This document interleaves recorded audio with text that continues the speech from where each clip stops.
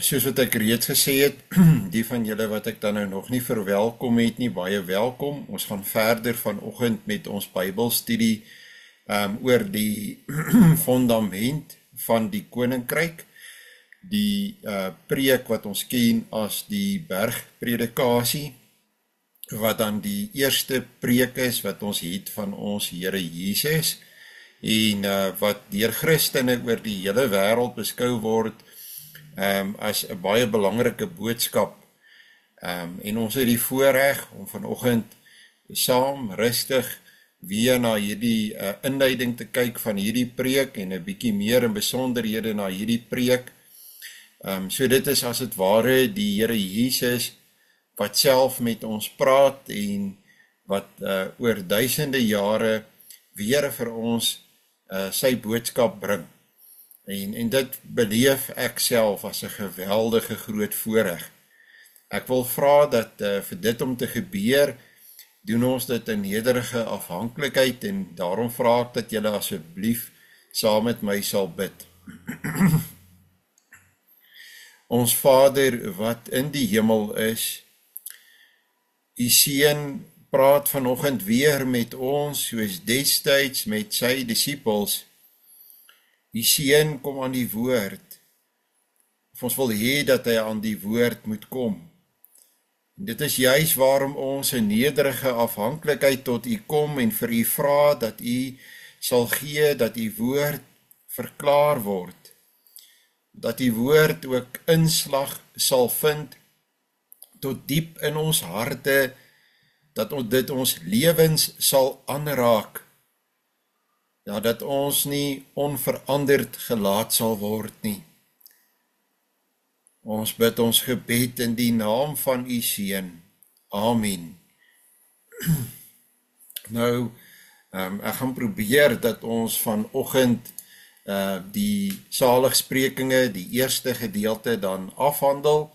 So dit is die eerste 12 verse. Ek gaan so oorsig gee van die ander verse wat ons al gedoen het. Dit is nou maar so dat hierdie vakansie daar breek 'n bietjie 'n mens se spoed in jou gedagtegang. So ons lees saam uit die 1953 vertaling vers 1 en toe dit is nou die Here Jesus, die skare sien. Dis die skare wat gekom het van oorkant die Jordaan en vanuit die omgewing uit. Het hy op die berg geklim en nadat hy gaan sit het hy sy disippels na hom gekom. Nou daardie was nou nog nie al sy disippels nie, dit was net 'n gedeelte van sy disippels, weet ons. En hy het sy mond geopen en hulle geleer en gesê, salig is die wat arm van gees is, want aan hulle behoort die koninkryk van die hemele. Salig is die wat treur, want hulle sal vertroos word. Salig is die sagmoediges, want hulle sal die aarde beerwe. Salig is die wat honger en dors na die geregtigheid, want hulle sal versadig word. Salig is die barmhartiges, want aan hulle sal barmhartigheid bewys word. Salig is die wat rein van hart is, want hulle sal God sien. Salig is die vredemakers, want hulle sal kinders van God genoem word. Salig is die wat vervolg word ter wille van die geregtigheid, want aan hulle behoort die koninkryk van die hemele. Salig is julle, wanneer die mense julle beledig en vervolg, en valslik allerhande kwaad teen julle spreek om my ontwil.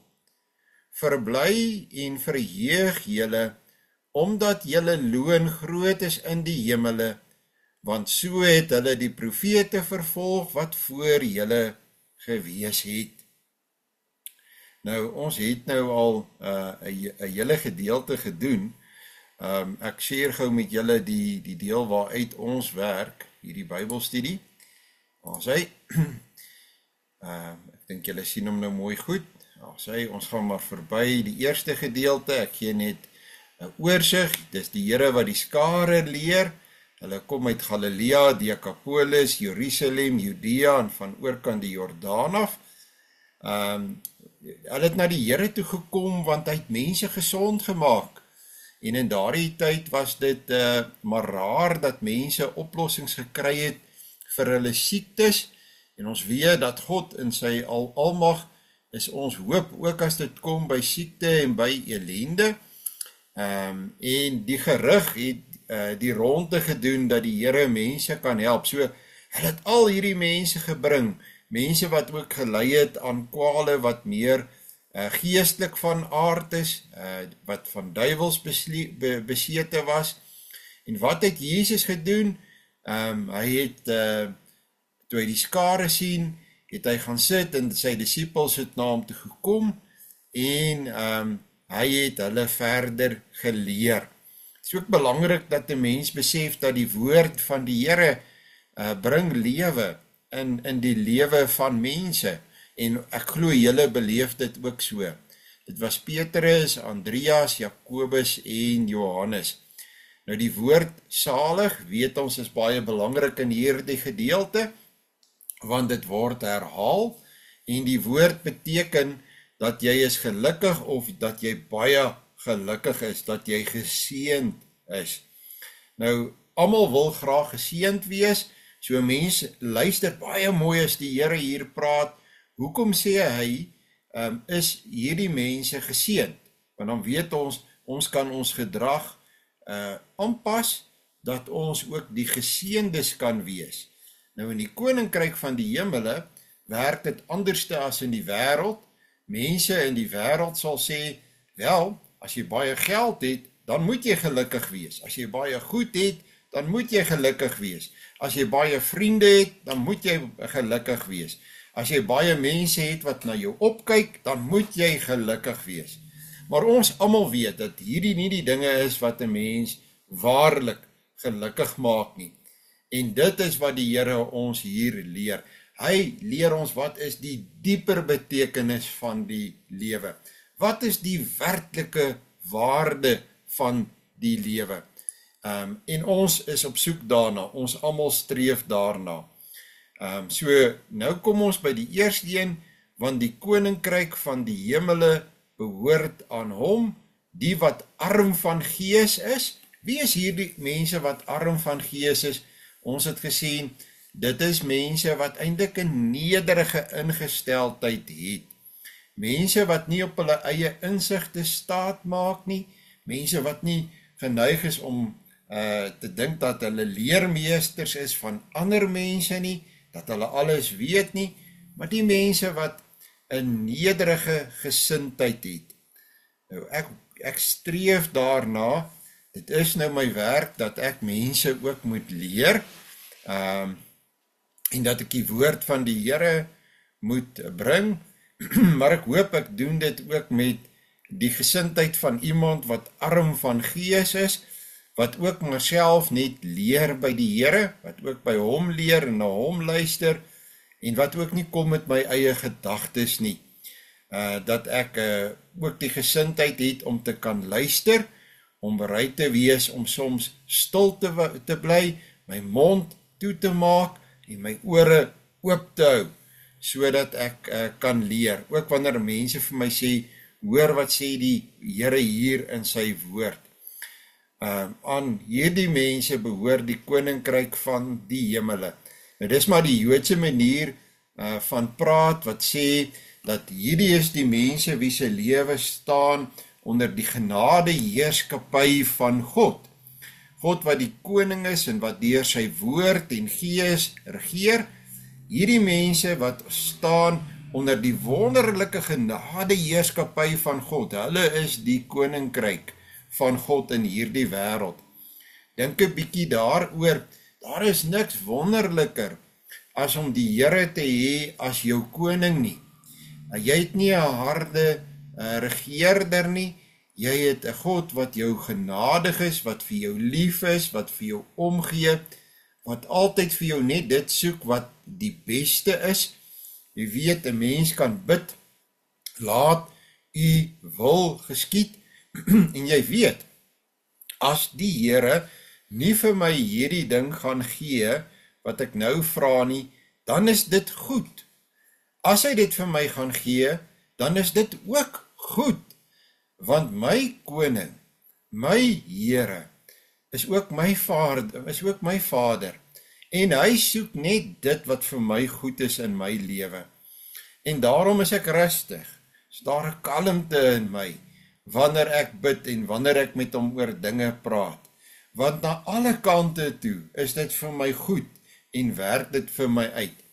So dit is wonderlik om te kan staan onder die genade heerskappy van ons koning. Dis die beste koning wat daar is. Ek het 'n koning, maar dis is nie 'n menslike koning nie.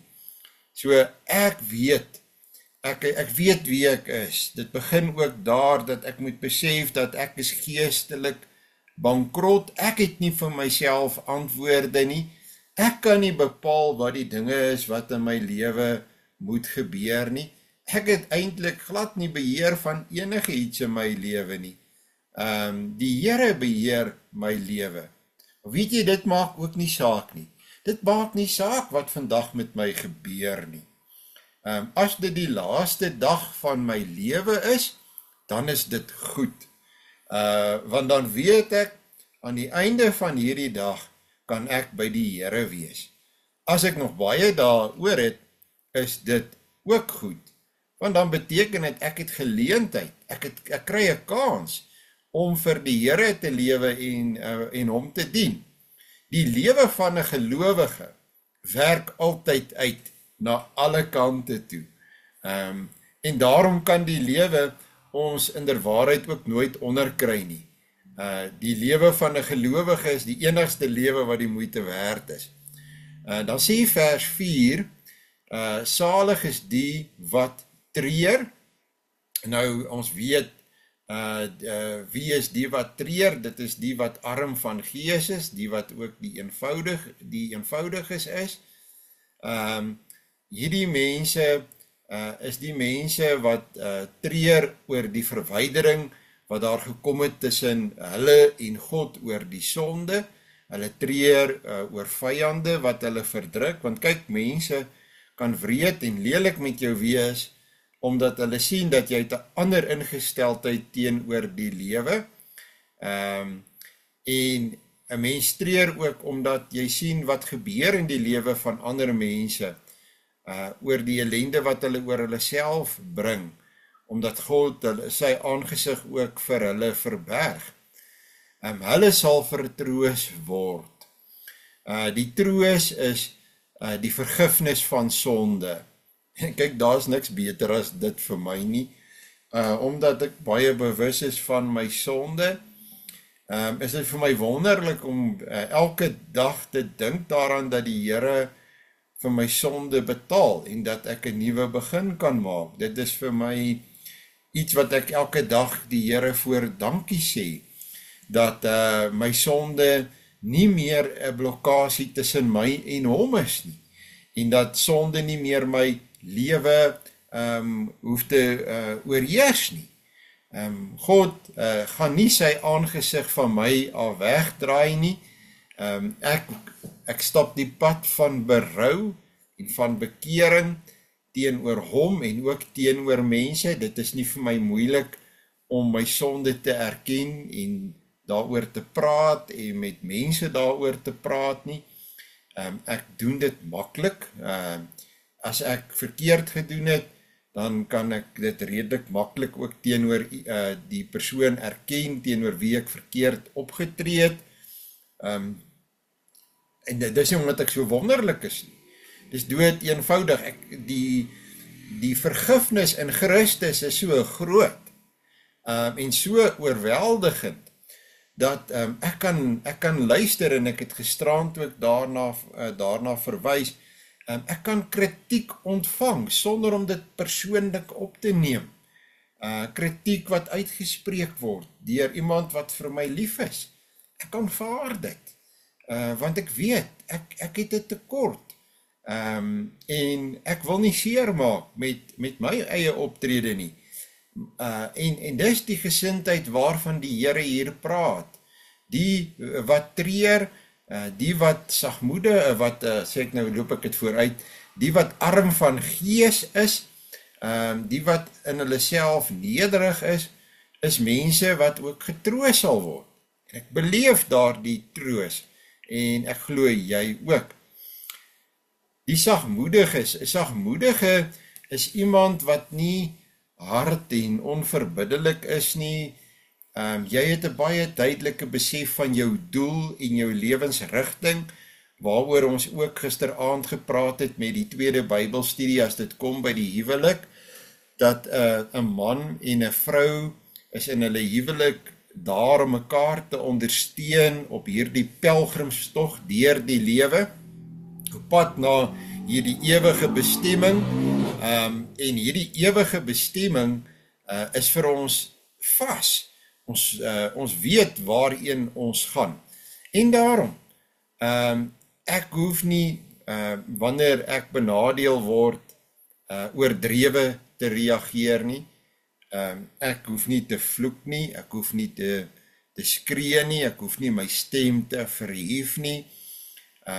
Soms word 'n mens, soos ek sal sê, raakgery deur ander mense se standpunte, en dis persoonlik teen jou, dit trap jou maar bietjie raak, maar ek kan dit ook los, want ek weet waarmee is ek besig. Dit is eintlik maar net 'n strategie van die duiwel om my aandag af te trek terwyl ek hier op aarde is, sodat ek vergeet waarheen ek op pad is. So hierdie persoon wat hier van die kant af kom en my persoonlik aanval of my persoonlik iets toesnou, wat ook dikwels dalk onregverdig kan wees, moenie nou my aandag aftrek van die lewensdoel wat ek het nie, van die rigting waarheen ek op pad is nie. En dit bring 'n geweldige vastigheid in 'n mens se lewe, en dit maak dat jy nie oordrewe reageer nie. Ons sal die aarde beerwe. 'n Mens sal nou dink dat, kyk, die sagmoediges sal niks kry nie, want dit lyk so asof jy toelaat dat mense op jou trap en bo oor jou loop. En die wêreld sê, nee, dit moet jy nie vat nie. Ons almal ken hierdie aksieflieks, wat baie keer gebaseer is op die wraak tema. Ander woorde, doen jy iets aan my, 'n oog vir 'n oog, nie net 'n oog vir 'n oog nie, 'n oog vir 'n oog, en 'n tand en 'n hand en 'n voet in jou totale lewe. Dis hoe die wêreld werk. Dit is nie hoe ons as Christene werk nie. Dis nie wie ons is nie. Ons as Christene sê, ek is gefokus. Hierdie aanval van jou kant af, hierdie raaktrap van jou kant af, ek laat dit verby my gaan. Ek gaan nie nou tyd en aandag daaraan gee nie, want ek is besig met hierdie groter doel. Ek is op pad, ek het 'n vaste koers. En niemand wys dit vir my beter as die Here Jesus in sy lewe nie, nee. Hy hou op die pad. Ja, hy sal die skrifgeleerdes en die fariseërs antwoord wanneer hulle hom iets vra, of wanneer dit 'n bedekte aanval is, maar in daardie antwoord van die Here sien ek iets anders. Ek sien sy hart, dat hy doen dit om hierdie mense aan te raak, om hulle tot bekering te bring. Hy sien in hulle almal die potensiaal van koninkryksmense. Dink byvoorbeeld, en dit het byvoorbeeld van hulle aangeraak. Dink aan Nikodemus byvoorbeeld. En daar was moontlik ook ander wat deur hom aangeraak is. So die rede waarom die Here tyd aan hulle gee, is omdat hy in hulle die potensiaal sien om uiteindelik ook koninkryk burgers te word. Hy leef sy roeping uit. Hy was op dit gefokus. En ook daarin wil ek sy beeld in hierdie wêreld vertoon. Nou goed, dis min of meer omtrent hier wat ons nou met met iets nuuts begin. Wat is geregtigheid? Geregtigheid is om reg te wees in God se oë. Dis al wat belangrik is. Jy weet, mense kan hulle tog so daaroor bekommer om altyd reg te wees. Maar reg te wees in wie se oë? Reg te wees in die oë van medesondaars, om te sê jy was reg, byvoorbeeld in die verhouding met jou huweliksmaat, net om jou punt te bewys. Ek wil eerder reg wees in God se oë. En vir my om reg te wees in God se oë, as ek na myself kyk, dan besef ek is sondaar.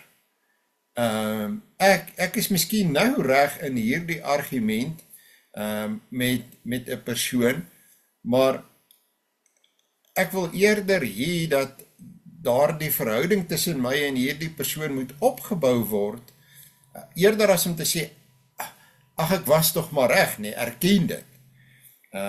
So ek het 'n groter doel, my verhouding met my medemens is vir my belangrik, want ek weet God sê vir my, ek moet my verhouding met my medemens moet 'n liefdesverhouding wees. So dit gaan eerder vir my oor die beginsel van, ek wil regverdig wees in die oë van God, en al hoe ek dit kan wees, is deur die bloed van Jesus Christus.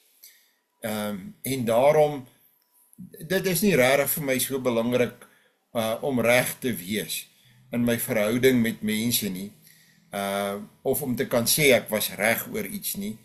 Vir my baie belangriker daardie verhouding met God, dat dit reg is. Jy moet honger en dors na die geregtigheid.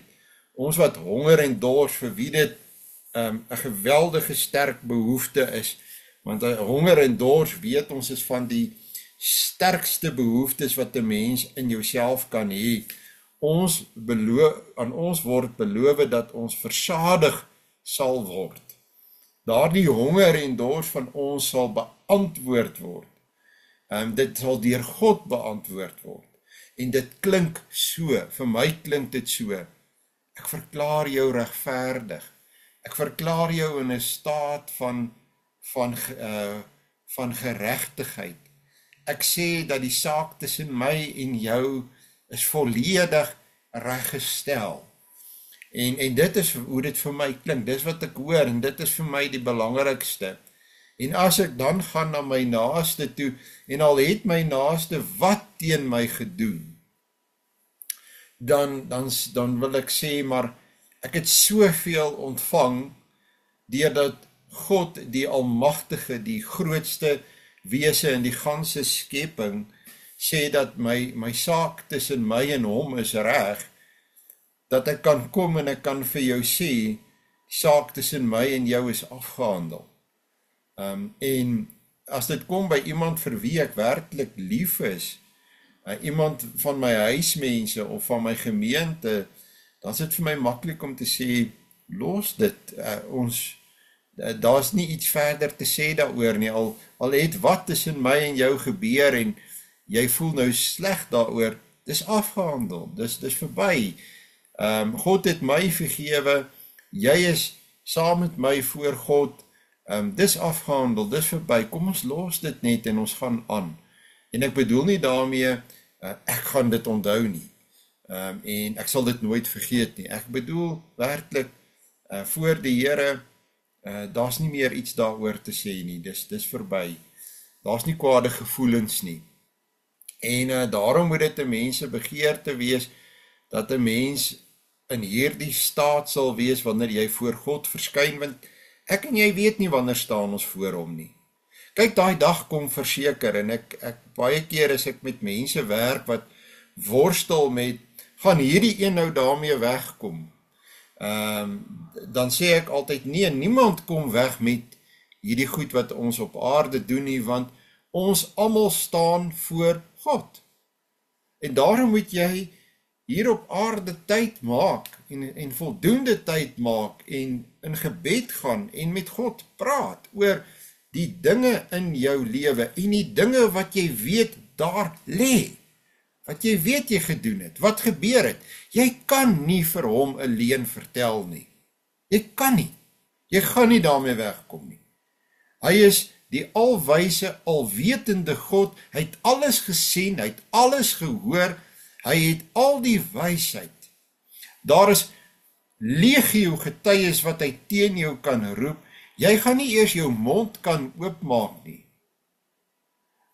So jy loop die pad van gaan praat met die Here, luister na wat hy sê in 1 Johannes hoofstuk 1, dat hy is getrou en regverdig, en as ons na hom toe kom, en ons is oop en eerlik, en daar is werklike gesindheid van berou in ons harte, dan uiteindelik kan ons vergifnis kry. Maar doen dit en doen dit vandag en doen dit nou. Jy sal nie teleurgesteld wees nie. En jy kan intussen tyd die wonderlike seën van die Here ontvang, dat jy met jou lewe kan aangaan. Jy kan daardie vergifnis wat hy vir ons gee in Christus aanvaar en deel maak van jou lewe. En dan wil 'n mens dit doen wat in die oë van die Here reg is. Mense het hierdie idee, dink ek, dat ek sal eendag genoeg tyd hê om Bybel te lees. Ek sal eendag die Bybel deurlees. Ek sal eendag meer bid as ek op pensioen is. Regtig? Waar dink jy gaan jy die tyd kry? En sê nou jy het nie soveel tyd nie.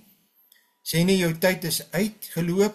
Jou uurglas se laaste sandkorreltjie is besig om vandag deur te val. Dan gaan eendag nooit kom nie. So 'n mens streef daarna om vandag te doen wat reg is in die oë van die Here. Nie môre nie. Hoeveel keer het jy nou al gehoor wat reg is? Dink nou spesifiek aan hierdie ding van begrafnis en verassing. Daar is nie skrifbewyse vir verassing nie. Ek het dit al hoeveel keer vir u gesê, ek het die uitdaging al die wêreld in uitgestuur. Kom met die skrifbewyse. Kom wys vir my uit die Bybel uit. Wanneer gaan mense luister? Wanneer gaan mense sê, dit kos my om God te dien, maar dit maak nie saak nie.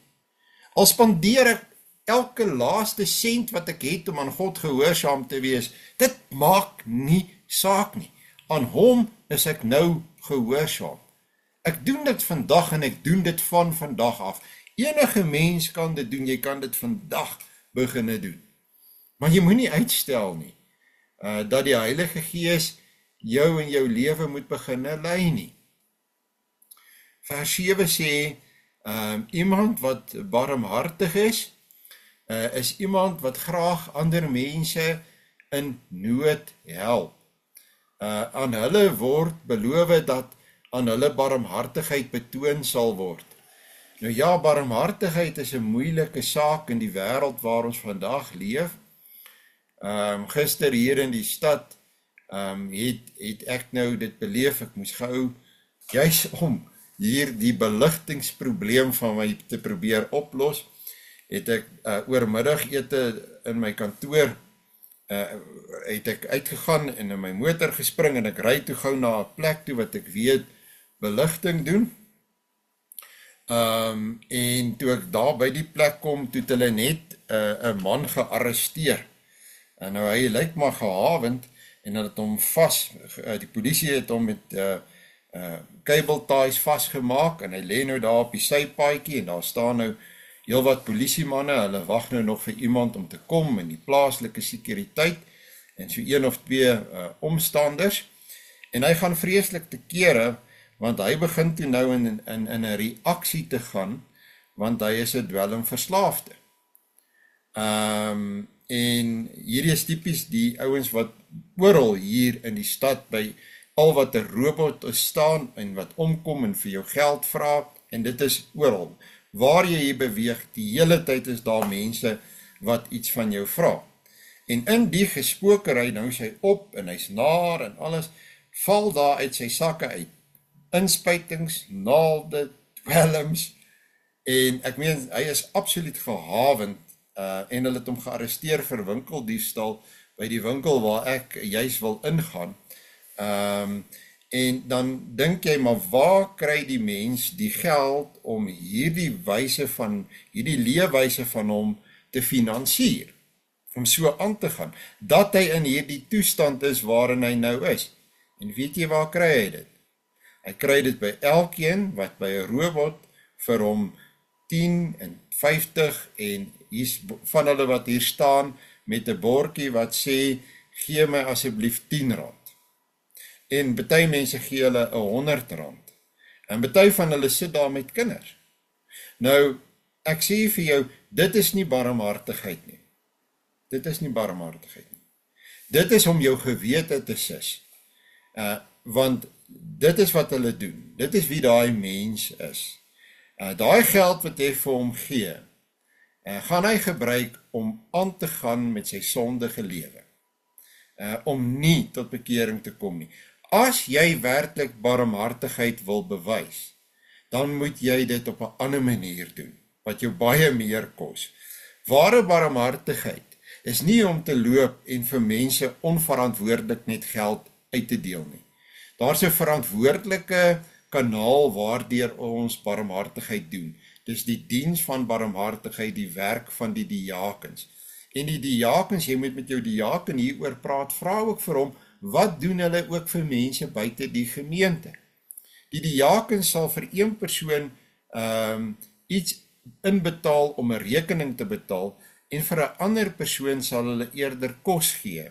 Hulle weet, hulle vind uit, wat is die beste manier om hierdie spesifieke persoon te help. Het jy die tyd? Nie van, ek het eendag weer 'n vrou gesien wat met haar vreeslike luukse motor in die ry, kom sy verby en dan gooi sy vir die persoon die geld in die hoed wat hy hou, by 'n robot. En ek dink, dit het jou niks gekos nie. Dit het jou niks gekos nie, en jy weet nie wat gaan daai mens met daai geld doen nie. Hy gaan koop dwelms, hy gaan dalk huis toe, daar is dalk 'n vrou en kinders daar, en hy slaan die wit waks uit hulle uit. Is dit barmhartigheid? Barmhartigheid is om werklik betrokke te raak by mense, en ek sê dat jou gemeente doen nie die werk, jy die diens van barmhartigheid, daar word uitgevind, en so ver as moontlik word dit verantwoordelik bestuur. Dis diens van barmhartigheid. Nie om lukraak onverantwoordelik dit te doen nie. As jy vir organisasies wil geld gee, vind uit. Vra vir 'n nuusbrief, vra vir inligting, hoe is die geld aangewend? So dis barmhartigheid, en ek dink ons moet baie versigtig wees vir hierdie onverantwoordelike forme van barmhartigheid.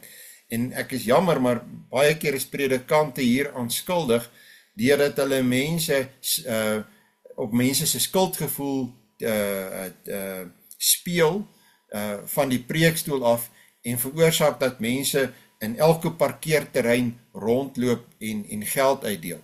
Hier in die stad het dit die gevolg, en ek het dit ook beleef verlede week, dat een van hulle het na my toe gekom voor my kantoor hier in Rodepoort, en waar ek nou maar sit ook baie keer en werk aan ons gemeente se goed, en hy het aangedring dat ek iets vir hom gee, en hy was vyandig, hy het al nader na my toe gekom, totdat ek hom gestop het, en vir hom gesê het, hy bly nou net op 'n sekere afstand staan. Hulle raak vyandig, hulle dring daarop aan, en hy's gevaarlik. Daai man is op die ou ende baie gevaarlik. Ek het bedreig begin voel deur sy optrede, en as jy nie vir hom gee nie, dan word hy kwaad. En dit is nie die manier om barmhartigheid te doen, en ek is jammer, ek preek dit nie, en ek sê dit nie vir u nie, ek waarsku u daarteen, en sê eintlik vir u die teendeel, wees baie versigtig vir hierdie barmhartigheid. Barmhartigheid wat jy uit jou eie erf uit, deur die hek gee, en uiteindelik het jy 'n toeloop wat jou lewe bedreig. Wat word beloof? Barmhartigheid, die wat werklik barmhartigheid gee, wat werklik 'n hart het vir iemand, daardie persoon sal self barmhartigheid ontvang. Barmhartigheid is ook om na iemand te luister en ons moet ook barmhartigheid aan mekaar bewys. Dit is om stil te staan by iemand in die winkel en te sê, ek sien dit gaan nie met jou goed nie. Wat is die probleem? Kan ek na jou luister? Kan ek jou na iemand toe vat? Kan ek vir jou bid? Kan ek na jou toe kom? As jy sê jy is eensaam, kan ek jou kom besoek? En ek wil vir jou verseker, ek bid jou, ek bel jou weer. Ek gaan opvolg en hoor, hoe gaan dit met jou? Dit is alles vorme van barmhartigheid. Mense kla, deesdae, die ouer mense veral, en sê, dit is nie meer soos destyds dat mense meer by mekaar kom nie, of vir mekaar kom kuier nie. Ek dink aan die eensames in ons gemeente. Mense leef maar net aan. Hulle gaan met hulle lewe aan en leef by ander mense verby. Hoekom ry jy nie? Ek sê nie in die nag nie. Ek verstaan, die nag is 'n probleem deesdae vir almal. Dis gevaarlik. Maar hoekom kan jy nie deur die dag tyd maak om na iemand toe te ry wat eensaam is nie? Iemand wat 'n weewenaar is. Iemand wat 'n weduwee is. Iemand waar jy weet daar siekte is. Waar daar hartseer is. Waar daar kommer is. Selfs jong maas en paas wat wonder, hoe moet ek hierdie kinders groot maak? Jy het kinders al groot gemaak. Hoekom gaan besoek jy nie hierdie mense nie? Jy het tyd, jy hoef nie weg te kruip agter jou palisades nie. Gaan na hierdie mense toe. Jy het iets om vir hulle te bied. Gaan bemoedig hulle. Gaan bid vir hulle. Dit is ook om te gee. Barmhartigheid sê ek is warmhartigheid. Dis nie R10 wat jy so in die verbyry en iemand se hoed gooi nie. Dit is nie barmhartigheid nie. Dis om jou gewete te sis. Dis onverantwoordelik. Dit los nie die probleme van hierdie wêreld op nie. Daar is organisasies wat baie goeie werk doen. As jy iets het en jy wil iets bydra, dra dit daarby. Maar vra ook vir hulle, wat doen julle? Hoe wend julle dit aan? Barmhartigheid van God se kant af is 'n wonderlike ding. Dit is, sy hart is oop vir my. Sy hart is altyd oop vir my. Dit is iets wat jy kan nie iets beter kry as dit nie. En dan vers 8, die wat rein van hart is, hulle sal God sien. Hoe is jou hart? Hoe gesond is jou hart? Het jy 'n hart wat geestelik is of wat materieel is? Is jou hart wit of is jou hart swart? Is daar lewe in jou hart of is jou hart eintlik dood, gevul net met haat en woede en ongelukkigheid en net al die negativiteit, of is daar 'n positiwiteit? Is daar dit wat jy doen jy dit om jouself uiteindelik te bevoordeel? Het jy bybedoelings met die dinge wat jy doen? Het jy allerhande verskuilde agendas? Of is jou hart opreg en eerlik en die mense wat met jou werk en wat met jou te doen kry kan beleef daardie opregtheid en eerlikheid? Jy sal God sien. Jy weet, dit is al wat ek omtrent kan sê. Jy sal God sien. Dit beteken as jy God kan sien, jy's by God. En dit word net al wonderliker, nee, as jy hierdie saligsprekinge lees. Ek wil God sien. Wie wil God nie sien nie? Ek meen, dit is dwaas as jy God nie wil sien nie. Omdat Christus as koning eers in my lewe, raak ek ontslaaf van al die onreg en die verkeerde gedagtes in my hart, want dit is dinge wat hoort onder die regering van die Satan, en wat ek net dood eenvoudig nie meer in my lewe wil hê nie. Ja, so baie keer, daar's baie mense wat die Engels sê die woord pursue, ek gaan nie met die vriendskap aan nie. Ek blaas die vriendskap nie aan nie, want ongelukkig is dit so, daai vriendskap met daardie mense doen my nie goed nie, doen my hart nie goed nie. Hulle geselskap is nie opbouend nie, daarmee saam, praat hulle dalk nie altyd mooi nie, en ek distansieer my, ek kan wegloop daar, ek kan uit daardie geselskap eventueel uit pad gee, want jy sê vir mense, nee, hou op, moenie, kom ons, jy probeer dit positief kry, maar dit wil net nooit in daardie rigting ingaan nie, dan is daar ook 'n tyd wat jy omdraai en wat jy jouself begin eenkant hou, en jy kan nog steeds bedien, maar dit word nie jou huisvriende nie. Deur die geloof reinig die Heilige Gees my hart, en as ek 'n tyd in my lewe beleef wat ek daardie swaar gevoel kry, wat dit vir my voel asof dit donker word rondom my, dan bid ek dat die Heilige Gees my hart moet skoonmaak, moet reinig, en ek gaan kyk krities na my lewe, ek kyk wat is dit wat veroorsaak dat ek so voel, dat hierdie dinge in my lewe inkom en in my lewe indring, en dan begin ek hierdie dinge uit my lewe uitkry, en as dit mense is, dan skuif ek hulle verder van my af weg, en ek konsentreer op die basiese dinge van die geloofslewe, en dit is my Bybel en my gebedslewe. In die lig van die woord laat hy my die verkeerde dinge in my eie hart raak sien, en hy lei my om daarvan ontslae te raak, en dis 'n proses wat 'n mens jou hele lewe lank mee besig is. Hoe meer ek onder die heerskappy van Jesus Christus verkeer, hoe meer wil ek self ook ontslae raak van die onreinheid in my hart.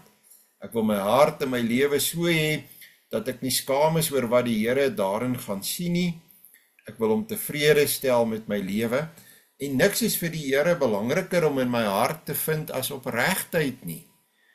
Al is dit hoe gebroke opregtheid, al is dit hoe val en opstaan, as daardie opregtheid daar is, dan is die Here daarmee tevrede. Hy reinig die swakheid, hy neem daai deel weg, en hy weet dat ek is werklik lief vir hom, en dit is my hartsbegeerte om in verhouding met hom te lewe. Wanneer ek van die verkeerde dinge in my hart en lewe ontslae raak, gaan ek nie 'n verlies ly nie. Jy is nooit swakker daaraan toe nie. Al kos dit jou baie geld.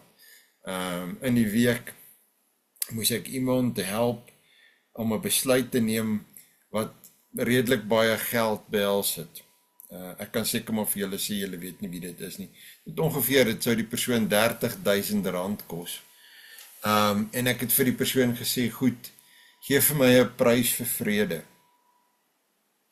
En uiteindelik het die persoon vir my gesê, wel, R30.000 gaan my nie my vrede ontneem nie. Sê ek stem met jou saam. Betaal die R30.000. Baie mense sê R30.000 verskriklik baie geld. Die vorige week het ek iemand gehad wat oor R4.000. Dis nou die kontras, nee. Daai persoon het ek ook gesê, is daai R4.000 jou vrede werd? En weet jy wat? Daai mense is vandag nog ongelukkig. Daai R4.000 sal daai persoon nie los nie. Kan ek iets daaraan doen? Nee, ek kan niks aan doen nie. Dis vir my loutere dwaasheid om jou vrede op te offer vir daai bedrag geld. Jy weet dit. Jy weet jy gaan dit na alle waarskynlikheid nooit terugkry nie. Maar jy hou aan. Teenoor hierdie ander persoon wat eintlik baie meer geld uitgegee het. Maar ek kan sien by daardie mens is daar vrede. Dit gaan nie tussen daardie persoon laat nie toe dat hierdie mense tussen die persoon en die Here inkom nie. So maak mooi jou somme. Maak baie mooi jou somme in die lewe. Wat is jou vrede vir jou werd? En raak ontslae van die dinge wat in jou lewe kan indring, wat in jou hart kan inkom, en wat jou hart kan besoedel. Vers 9 sê dat die vredemaker uiteindelik sal 'n kind van God wees, die vredemaker. Vredemakers is in die oë van die wêreld swak mense. Die wêreld vertel vir jou, man, jy moet nie 'n vredemaker wees nie. Jy moet iemand soos Rocky wees, jy weet, die bokser, hy Rocky flieks. Jy moet opstaan vir jouself en jy moet die geveg veg en moenie jou mond hou nie. Jy weet, sê wat jy moet sê, moenie 'n papperd wees nie. Dan is jy iemand. En veral mans, jy weet, word so groot gemaak. En 'n vredemaker in hierdie opsig is iemand wat wandel deur die gees van God. Dit is iemand wat 'n verhouding met God het. 'n Vredemaker is ook iemand wat wil vergewe, omdat jy weet dat die Here jou soveel vergewe het. 'n Vredemaker in terme van jou verhouding met jou huweliksmaat is om nie as jou huweliksmaat iets sê, waar jy verkeerd is, om dan te begin deur te sê, ek weet, ek is reg, ek wil net vir jou sê, ek weet ek is reg, en dat ek nou maar vir jou verduidelik hoekom ek sê ek is reg nie. Ek dink altyd, wat is die groter doel? Dat ek mooi hoor, wat word hier gesê? Dikwels dan dink ek, ja, dit is ook 'n punt, 'n mens kan dit ook so sien, en dan loop ek 'n ander pad, 'n beter pad, 'n mooier pad, en daar's vrede. Wat is vrede vir 'n mens werd? Die wat werklik vredemakers is kinders van God. Ek wil 'n kind van God wees, ek wil so bekend staan as sy kind. As Christen moet dit my strewe wees om in vrede met alle mense te lewe en vrede ook tussen mense te handhaaf. As ek sien dat iets verkeerd verstaan word, dan probeer ek help dat daar nie groter twis kom nie. As ek vrede kan bewerk op enige manier deur te bemiddel, dan doen ek dit. As ek kan keer ek, so ver as wat ek kan, maak nie saak wie dit is nie.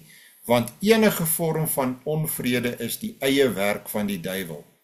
Vanuit geregtigheid, vrede en blydskap in die Heilige Gees moet ek met sake handel wat die potensiaal het om onrus te veroorsaak. Onrus is chaos.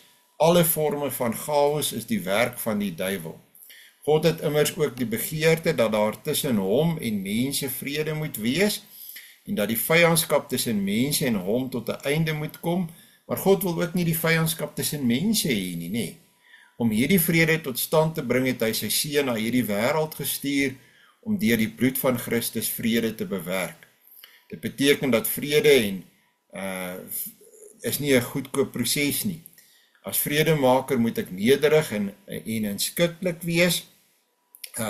Ander mense se belange moet ek hoër ag as my eie, en Christus het immers mense se belange bo sy eie belange gestel, en daarmee het hy weer vir my die voorbeeld gestel.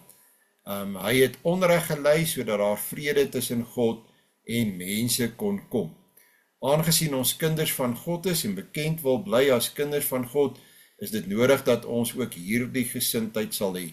Ons kan nie self hierdie gesindheid aanleer nie, die Heilige Gees gee dit aan 'n mens. So as jy agterkom, dat jy nie 'n vredemaker is nie, maar dat jy eerder vurig is, dat jy maar vinnig antwoord, vinnig reageer, gou op jou perdjie is, hoe verander jy dit? Nou sal mense sê, ja, maar dis jou temperament, en jy kry al hierdie verskillende temperamente, en jy's 'n rooi mens, en dit beteken, jy sal maar so wees. Nee, die Heilige Gees kan my baie verbeter. Die Heilige Gees kan 'n ander gesindheid in my werk. Die Heilige Gees is tog immers God self. So daar kan groot verandering ook in mense kom, en ek het dit al self beleef, en ek het dit ook al met mense gedeel, en ek sien dit ook in mense se lewe gebeur. So as jy nie 'n vredemaker is nie, begin met gebed, en die gebed vir die werking van die Heilige Gees in jou. Die mense wat geregtigheid beoefen is die mense wat honger en dors na die geregtigheid in vers 6. So die gedagte van geregtigheid kom maar weer in vers 10. Geregtigheid is om reg te wees in God se oë, en dit is om volgens sy wil te wees. Geregtigheid beteken om in die regte verhouding met hom te staan, om dus nie meer skuldig voor hom te wees nie. Waarom word hierdie mense vervolg? Kom ons sê, hierdie mense wat in die staat van geregverdigheid voor God is die gelowiges, die ware gelowiges. Hoekom word hulle vervolg? Want mense sien, daar is 'n andersheid in iemand. En enige iets wat anders is by mense, dit val mense aan. Het jy al opgelet 'n bok, byvoorbeeld 'n trop blesbokke, as daar 'n gekweste bok tussen hulle is, dan stamp hulle daai gekweste bok uit die trop uit. Hulle jaag hom weg. Dit is vir my altyd verskriklik wreed, want hulle weet daai bok is 'n bedreiging vir die res van die kudde. Daai bok gaan die roofdiere nader bring, of die jagters gaan fokus op daardie bok, so hulle wil hom nie meer by hulle hê nie. Nou mense sien ook die andersheid in mense raak, en mense sien die andersheid van Christene raak, en dit is vir mense 'n probleem, want dit is 'n aanklag teen hulle, vir wie hulle nou is. So daardie Christen wat lewe op 'n anderse manier, en onthou nou, die beginsels van die koninkryk is presies die teenoorgestelde as die wêreld. Dit maak dat jy anders is, dit beteken mense fokus op jou, jy is vir hulle 'n lopende, lewende aanklag, dat dit waarmee hulle besig is, hoe hulle lewe, wat hulle doen, is nie reg nie, en daarom wil mense jou uit hê. Stoot hulle jou uit, verloor jy dalk selfs vriende, en ja, dit word selfs uiteindelik vervolging, en ons weet, daar word wêreldwyd word daar baie Christene vervolg, in byvoorbeeld die moslimlande. Ek en my vrou het vanoggend daaroor gepraat, maar nie net in die moslimlande nie, dit kan hier met jou gebeur, in jou werksituasie, in Suid-Afrika, in Europa gebeur dit baie. As jy opstaan vir die Here, as jy uitkom daarmee dat jy 'n Christen is, en jy lewe openlik Christelik, is dit gou dat daar klagtes oor jou kom, en oor jou geloof, en oor jou leefwyse, en jy kan jou werk verloor. Hoekom word ons vervolg oor ons andersheid, maar hoekom is dit dat ons salig is ten spyte van die behandeling deur die wêreld? Want ons is reeds in die koninkryk van die hemele. Ons deel reeds in die koninkryk van die hemele. As Christene moet ons daarop voorbereid wees, dat daar mense sal wees wat ons vervolg. Moenie net dink dat dit met ander mense gaan gebeur nie, dit kan ook en dit sal ook met my en jou gebeur. Hier in Suid-Afrika word die wetgewing al strenger om ons as Christene wat ons geloof uitleef aan bande te lê. Christene het egter die versekering dat die koninkryk van die hemele aan hulle behoort, omdat Jesus gesê het dat die koninkryk aan ons behoort. Goed, ek gaan dit nie verder afjaag nie, ek sien ek gaan nie heeltemal my mikpunt bereik nie. Ek het gehoop om met die saligsprekinge vandag klaar te maak, maar ek sal nie. Ek dink ons sal vers 11 en 12 volgende week hanteer, dan maak ons die saligsprekinge net klaar, voordat ons aanbeweeg na die res van die bergrede. Ek wil gou vir julle geleentheid gee, as daar miskien enige vrae of opmerkings is wat julle wil maak.